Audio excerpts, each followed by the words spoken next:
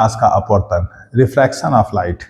जी हाँ बच्चों, ये प्रकाश का अपवर्तन क्या होता है आइए समझते हैं। हम एक लाइन खींचते हैं और ये मानते हैं कि इस लाइन के ऊपर एयर है और इस लाइन के नीचे वाटर है। जो एयर है उसे हम विरल माध्यम कहते हैं, एयर को हम विरल माध्यम कहते हैं, और जो वाटर होता है इसको हम सघन माध्यम कहते हैं। क्योंकि जल के जो मॉलिक्यूल होते हैं, जो जल के अणु होते हैं, वो बहुत पास पास होते हैं, इसलिए इसको हम सघन माध्यम कह देते हैं, घना माध्यम, जहाँ पर अणु पास पास हों। अपवर्तन क्या होता है? कहते हैं कि अगर कोई प्रकाश की किरण ऐसे आती है और जैसे ही ये प्रकाश की किरण इस इंटरफेस पे, मतलब इस लाइन पर टकराती है, जो जिसके ऊपर वायु और जिसके नीचे जल हो, तो टकराते ही ये किरण अपने रास्ते से थोड़ा सा मुड़ जाती है। इसी मुड़ने वाली घटना को प्रकाश का अपवर्तन कहते हैं। आप लोग समझ गए होंगे। अब यहाँ अपवर्तन क्या जो है, मतलब विरल माध्यम से सघन माध्यम में आ रही है, किसी एक माध्यम से किसी दूसरे माध्यम में प्रकाश की किरण आ रही है और अपने रास्ते से मुड़ जा रही है, इसी घटना को क्या कहते हैं? प्रकाश का अपवर्तन। अगर कोई इसकी परिभाषा पूछता है तो परिभाषा में आप यही लिखेंगे कि जब कोई प्रकाश की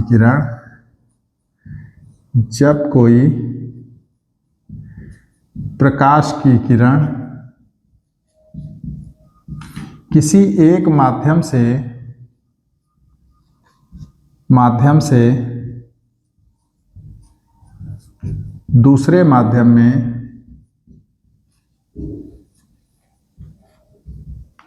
प्रवेश करती है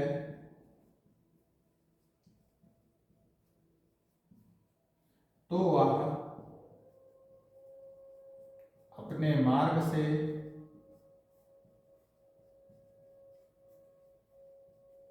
कुछ विचलित हो जाती है,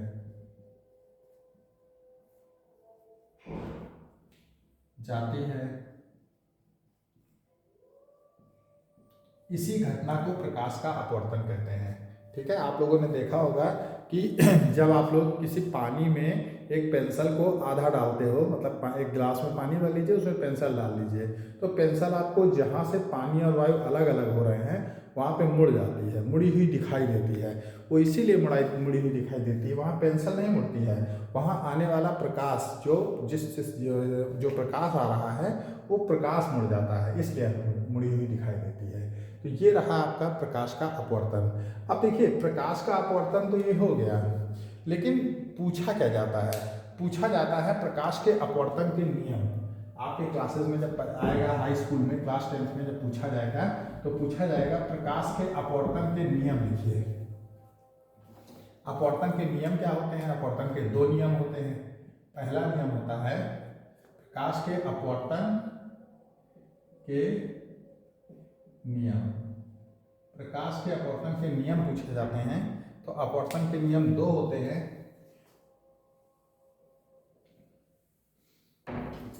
क्या होता है पहला नियम? देखिए, फिर से हम एक चित्र बनाते हैं और इस चित्र के ऊपर एक सीधी रेखा ऐसे ड्रॉ करते हैं। ये अदृश्य रेखा होती है, हमें दिखाई नहीं देती है, इसको बोलते हैं अभिलंब। इस रेखा को बोलते हैं अभिलंब बोलते हैं। ठीक है, और ये आपका इंटरफेस है, जहां से जिसके नीचे क्या है, कोई सघन माध्यम है और ऊपर क्या है, विरल माध्यम है। तो क्या देखिए, जब प्रकाश की किरण ऐसे आई और यहां पर टकराई, तो ये हल्का सा मुड़ गई। ठीक है, ये जो कोण बनता है अभिलंब से, इस किरण को बोलते हैं आपतित किरण।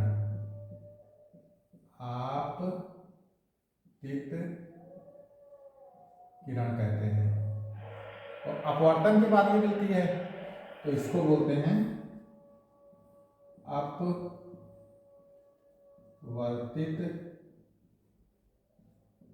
किरण बोलते हैं। इसको क्या बोलते हैं हम?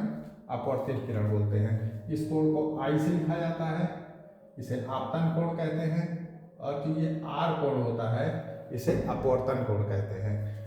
कोण आई को क्या कहेंगे हम?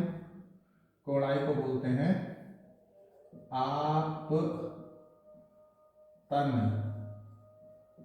कोण। और कोण आर को क्या बोलते हैं? अपवर्तन कोण। ये चित्र आपको कई बार बनाना पड़ेगा। जब भी कुछ पूछा जाएगा आप इससे संबंधित, प्रकाश के अपवर्तन से संबंधित, तो ऐसा चित्र आपको बार बार बनाना पड़ेगा। तो यहाँ पहला नियम क्या होता है? पहला नियम होता है ये जो आपतन कोण है, आपतन कोण की ज्या मतलब होता है साइन, मतलब साइन आई। और अपवर्तन कोण की ज्या मतलब होता है अब साइन आर।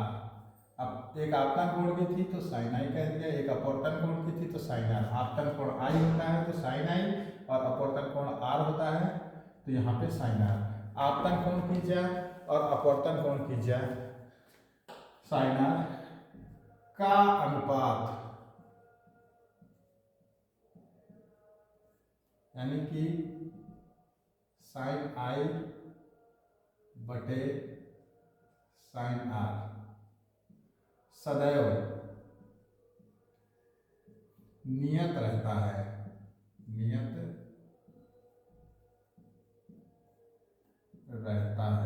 ये पहला नियम है। इसका मतलब हुआ कि साइन आई बटे साइन आर बराबर कांस्टेंट। ये आपका पहला नियम होता है कि साइन, इस आपतन कोण का अगर साइन ले लिया जाए और इस अपवर्तन कोण का अगर साइन ले लिया जाए तो दोनों का जो भाग है वो सदैव क्या होता है? नियत होता है। और दूसरा नियम क्या होता है प्रकाश के अपवर्तन का? दूसरा नियम कहते हैं जो ये आपतित किरण है और जो ये अपवर्तित किरण है और ये जो अभिलंब है, ये तीन लाइनें हैं। ये प्रकाश है, ये प्रकाश है, ये एक लाइन है, केवल रेखा है, प्रकाश नहीं है। ये तीनों हमेशा एक ही तल पर स्थित होते हैं। ये जो आपका पूरा तल है, ये आपका पेपर है, ये आपका बोर्ड है, इस बोर्ड के ऊपर ही रहेंगे। ये नहीं कि प्रकाश आपका बोर्ड के तिरछा ऐसे आ रहा है या अभिलंब ऐसे तिरछा ड्रा हुआ है, ये इसका मतलब नहीं होता है। तो ये इसका दूसरा नियम क्या होगा कि आपतित किरण, अपवर्तित किरण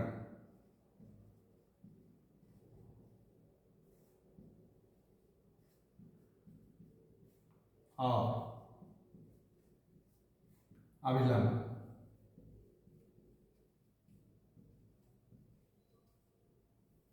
सदैव एक ही तल, इस प्लेन के ऊपर है पर स्थित